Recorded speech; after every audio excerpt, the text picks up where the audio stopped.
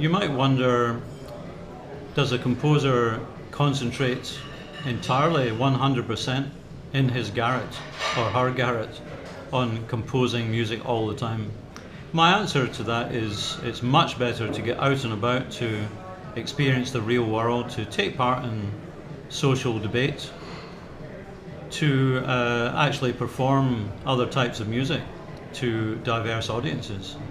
And then you learn how music can be a language that communicates emotion and feelings and beauty to audiences and to the listener.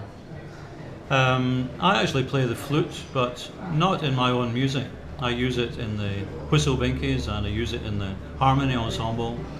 And we go out and play in folk clubs and folk festivals, traditional Scottish music, and in the harmony ensemble actually playing at Chinese New Year time to quite a diverse range of audiences for Chinese traditional folk music. So I've got this experience of communicating through the flute to an audience. It's worthwhile for a composer to learn that. In fact, we've had historical good examples of that in the terms of Hindemith played the viola and Mozart played the piano and the violin, and many others had the experience of directly communicating their music to an audience. So I'd highly recommend that.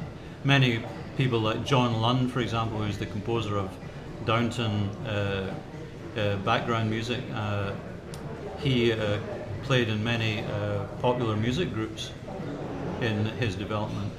So, and the composer James Macmillan played in a folk group in Ayrshire in his youth as well.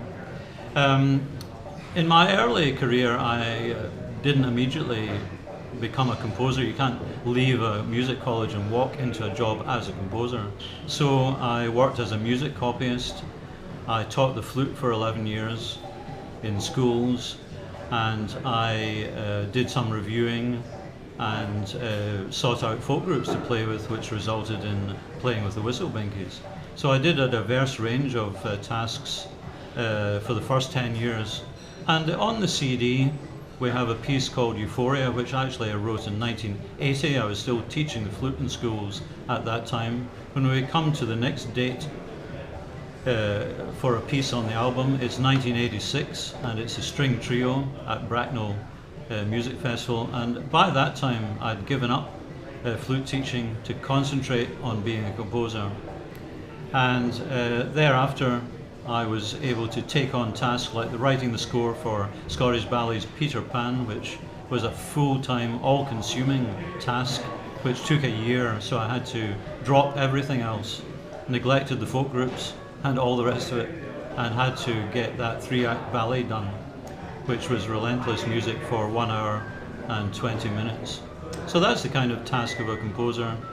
I really enjoy getting out and about around the country, all around Britain, playing at folk festivals and abroad. We've been to China and the United States and Sweden, for example, playing with the Whistlebinkies. So it's been a great experience, and you really enjoy the solitude of composing. But composing itself is a big social task. It starts in solitude, but you get out to copyists, to conductors, to the audience eventually, and working with those musicians who are offering their very highly skilled input